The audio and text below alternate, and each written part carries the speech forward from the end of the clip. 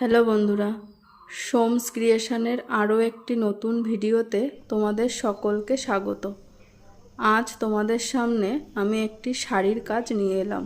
তোমাদেরকে যেমন বলেছিলাম যে আমার হাতে আরও কয়েকটি কাজ আছে, তার মধ্যে একটি হলো এটি। এই শাড়িটি আমাকে সোদপুর থেকে একটি দিদি পাঠিয়েছিল। দিদি একটি স্কুলে পড়ান, তো দিদির স্কুলে একটি ড্রেস কোড আছে, সেখানে লাল সাদা হিসেবেই পরতে হবে আর কি।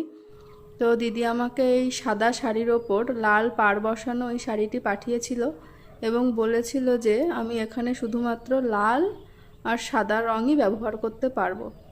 সেই কথা মতোই আমি একটা ডিজাইন সিলেক্ট করেছি এবং এখানে বেশিরভাগটা লাল দিয়েই কাজ করেছি, আর সাদা রেখেছি সেটা খুবই কম, সেটা তোমাদের পরবর্তী একটা ভিডিওতে দেখাবো।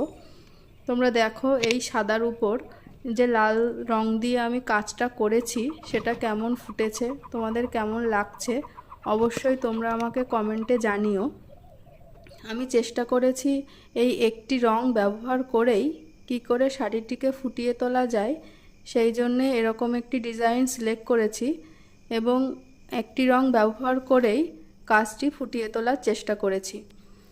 যদিও আমি এখনও দিদির কাছে শাড়িটা পাঠাইনি, কাজটি আর কি অল্প বাকি আছে, তারপরে সম্পূর্ণ হলে পাঠাবো এবং তোমাদেরও পরবর্তীতে আমি সম্পূর্ণ কাজটি অবশ্যই দেখাবো। তোমরা আজ যতটা দেখালাম এর উপরে কাজটি কতটা ফুটছে বা কীরকম হবে পরবর্তীতে অবশ্যই আমাকে জানিও।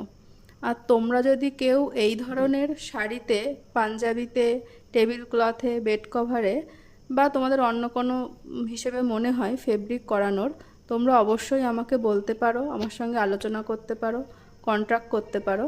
আমি অবশ্যই সেগুলো করে দেওয়ার চেষ্টা করব, বা কীরকম করলে আরও কাজটি ভালো হয় সেটাও তোমাদের কাছ থেকে জানতে পারলে আমার ভালো লাগবে।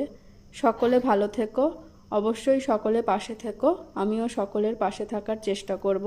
আর আমার পেজটিকে পারলে ফলো করো। নমস্কার।